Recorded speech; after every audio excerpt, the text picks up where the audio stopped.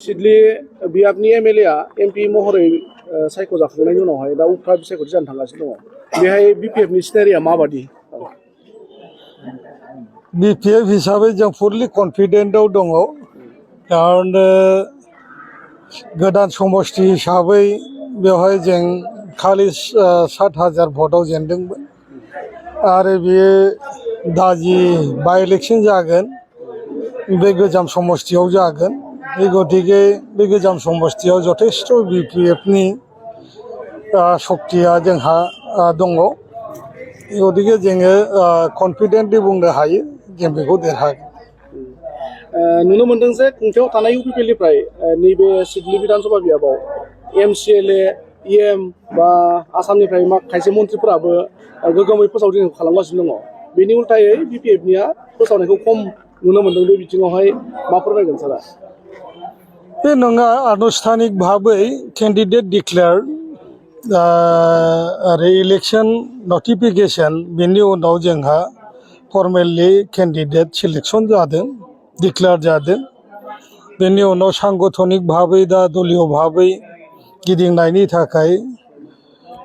जों दा ज'जा खालामदों मैया जोंहा बिदिनो मोनसे मोजां आल'सना जाबाय गासिबो जोंनि जिखिनि बिपिएफ दोलोनि दा एक्स मिनिस्टारनिफ्राय लानानै एमएलए आरो गासिबो विंसफोरनि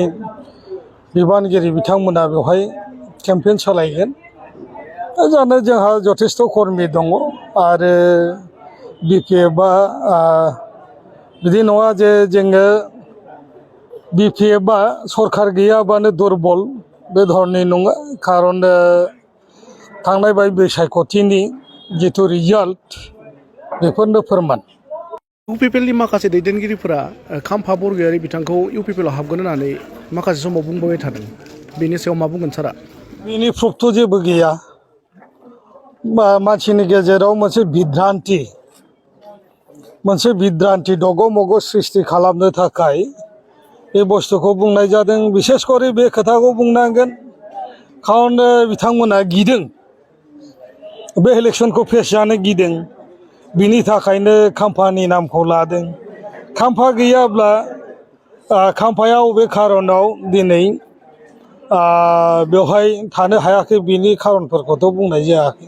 जों मिथिगौ खाम्फा बिथाङा आगुनि डिपुटि सिएम बिथाङा गथ'नि एडमिसननि थाखाय मैया दाख्लैहाय बियो दिल्लीयाव थांदों बियो बिनि थाखाय जोबोद माने आं मिथिगौ पार्सनेलि बिथांनि समस्याखौ गथ'आ ल' फरायहैगोन लन्डनाव बे खोथाखौ आं मिथिगौ